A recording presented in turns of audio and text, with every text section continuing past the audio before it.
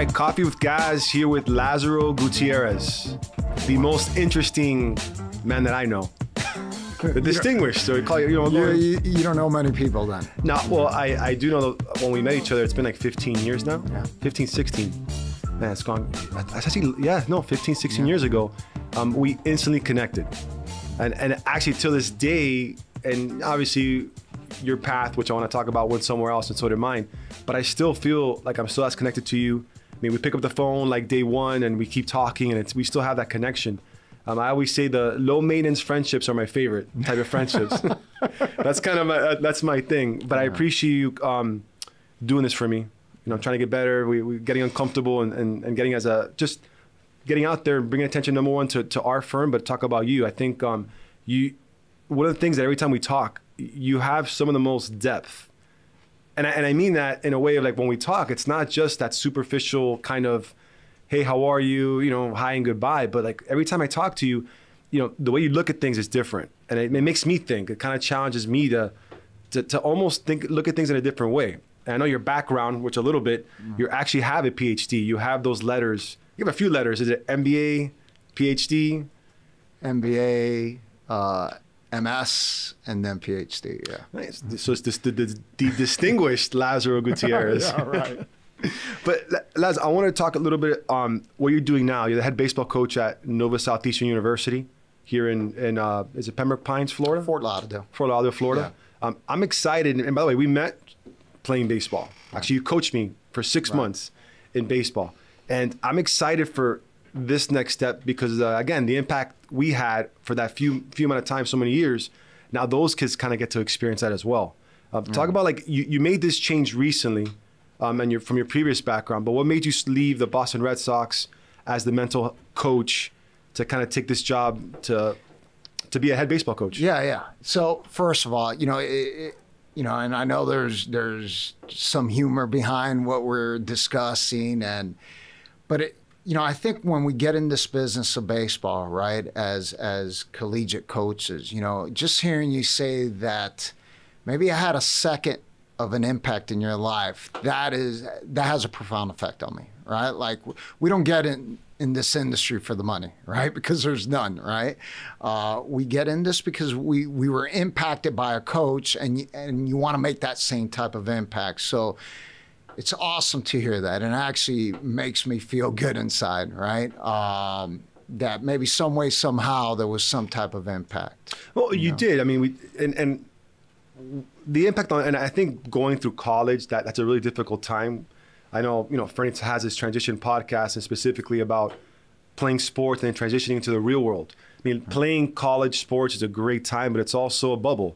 It's not necessarily a reflection of what really happens of what we're doing now, right? Baseball is the most important thing, or any sport. Really college is just such a unique experience that I think when you're there, me personally, I remember you're almost in a hurry to get out of it for the next level, but then you get older and you realize, I wish I slowed down a little bit, right? Yeah. But being there and 18 to 22, 23, those are the kind of the most those years that you're developing for that next step. And kind of my gripe too, going back to universities, maybe most of them don't do such a good job of getting the kids ready for the next step. It's you're in the moment, you're doing it, but there's not a real big correlation of what happens next.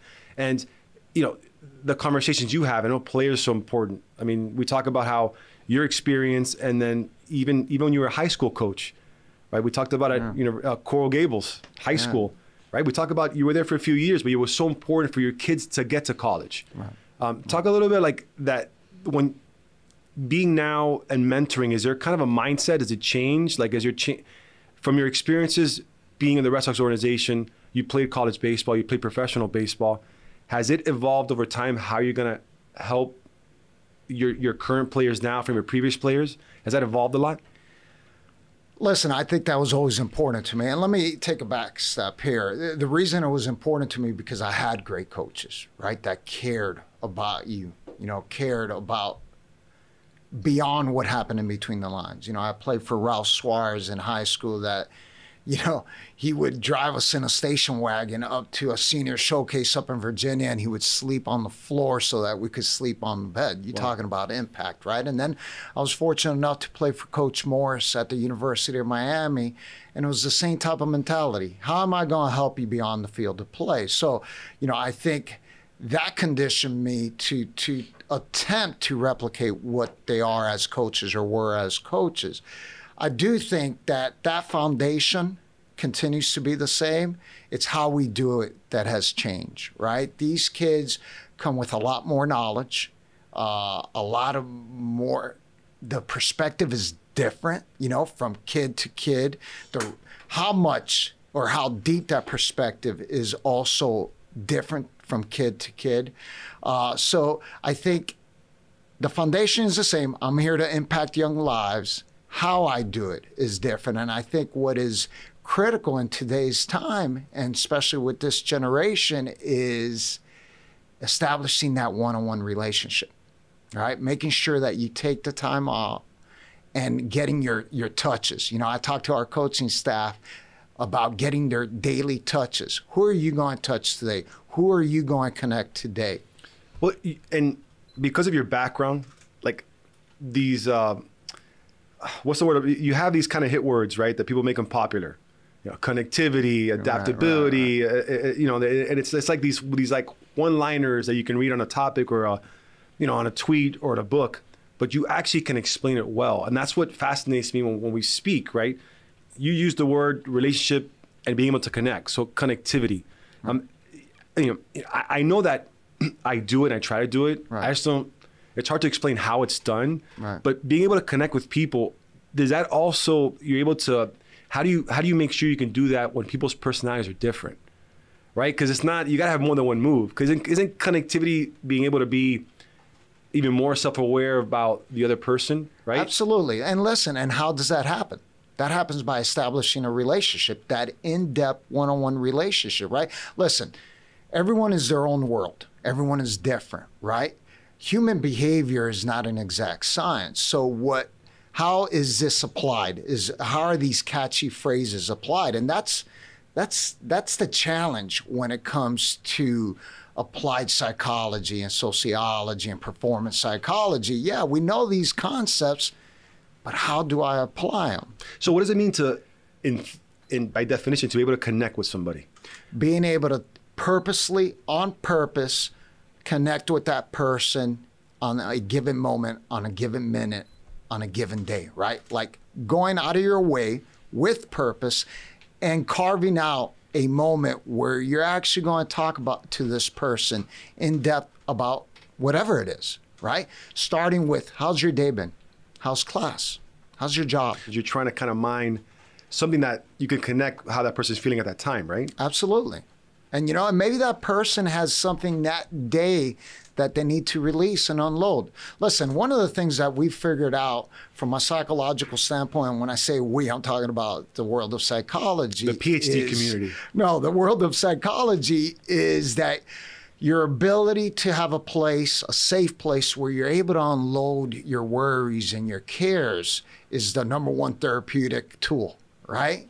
And so if you're able to ask those questions and that person feels safe with you or has confidence in you and just has this rapport with you, that in itself allows that relationship to grow.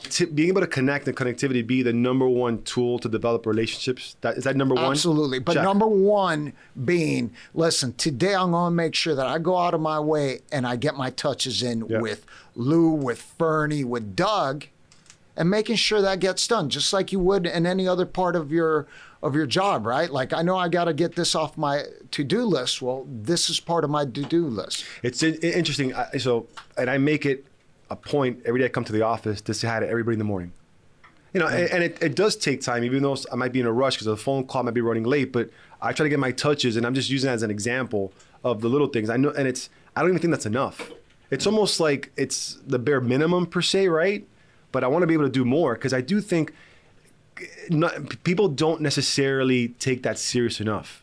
Like being able to connect with people. Like, yeah, we're in sales. I'm in sales. I mean, everyone's in sales, by the way. Right. That's the thing. People, whether I don't care if you're making a commission, but you sell yourself to your friends, your parents, to somebody you're trying to date, to your future boss. You know, I just think that everyone's always on stage. So you need to act as such, right? Like how you treated someone 10 years ago could come back. Absolutely. Be aware of that point. But listen, the reason that we take it for granted is because it's automatic or automated brain function, right? It's this behavior that's been conditioned every single day of your life, right? So the key word here is purpose, right? I'm going to connect with this person with purpose. So it's the intention up front. There's an intention, absolutely. And I think, listen, as we get through this pandemic and why it's been a challenge to leadership, it's because we haven't been through this, right? Or at least since 1918, right? We haven't been through this. We weren't around then. We weren't around then. And we don't know what tomorrow holds. You know, are the cases going up? Are they going down? Does the CDC change protocol? What do workspaces look like? So you have to speak with purpose. You got to make sure that you get out there because you don't know what tomorrow holds.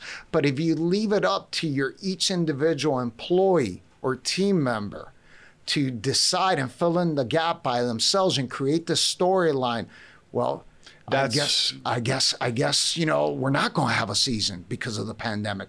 I guess the business is going under because I haven't heard anything from leadership. Right. So with purpose, being able to talk about small things that you know are certain, right?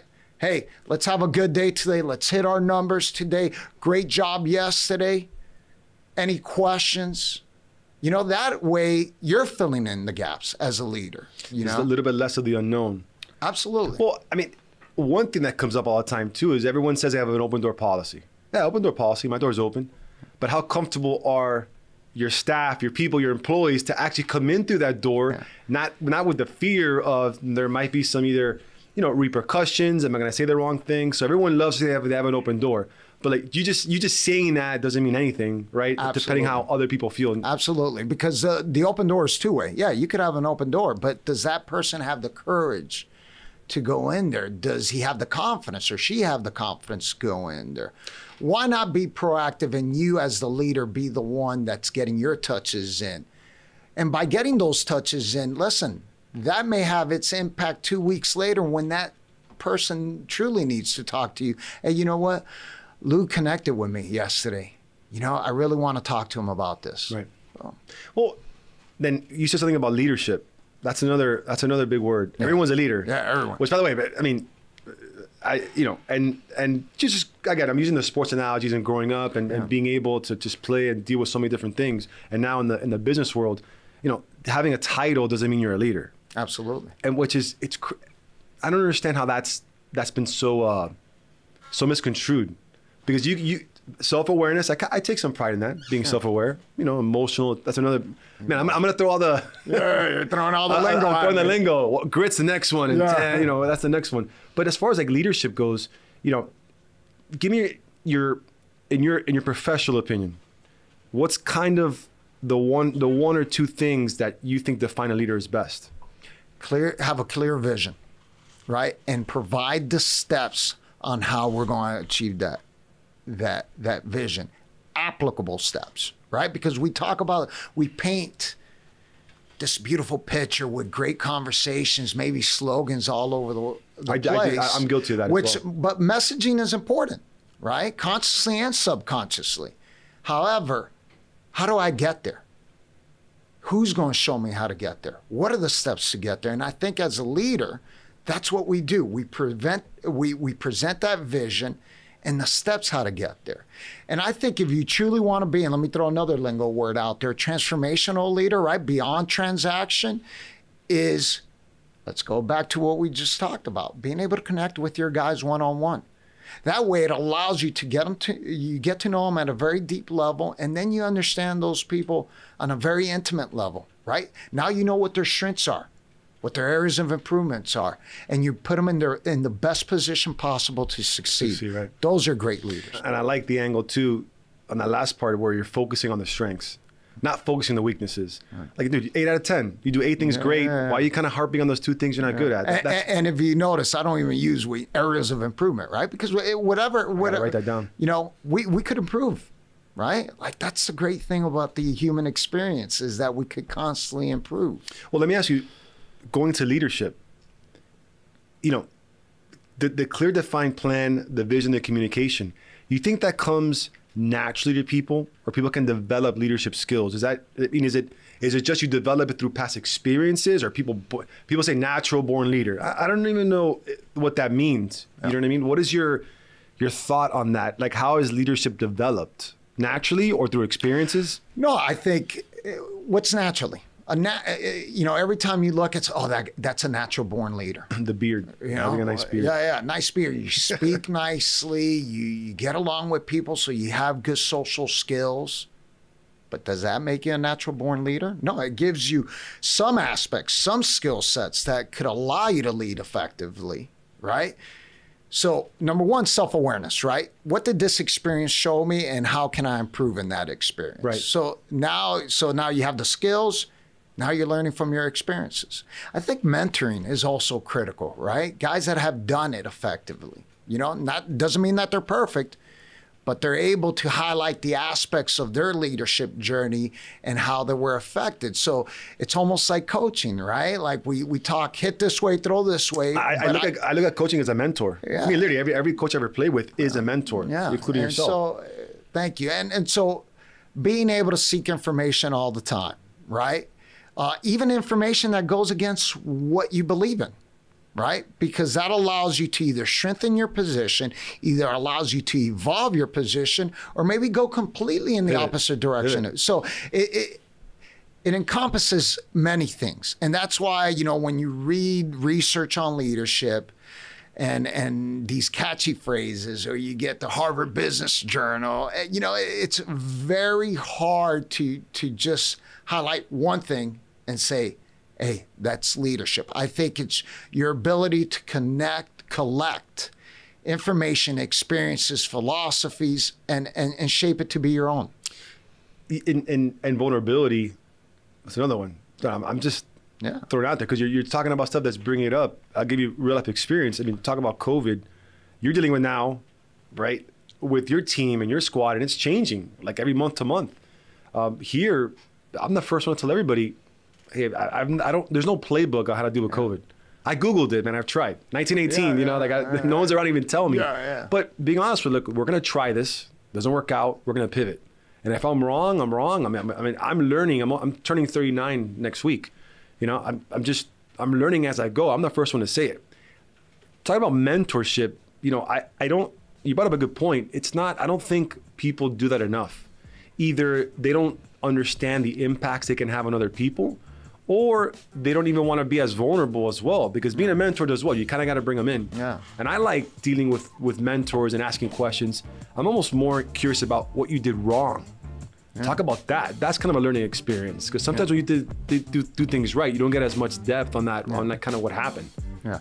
And listen, it doesn't mean if someone doesn't mentor, doesn't think about mentoring, doesn't mean that they're a bad person, right? No. The reality is this, right? The reality is that when you look at our biology, our most primitive, basic DNA, innately, we got to look out for number one, right? Which is us, right? We're trying to survive, right? So it takes effort, time, self-awareness to say, you know what, I'm going to go beyond my bubble, and I'm going to look out for what's best for someone else. That takes effort. That doesn't come naturally. Right. We may think it comes naturally, but it doesn't, So being able to consciously go out of your bubble and say, you know what, I'm going to impact other people's lives.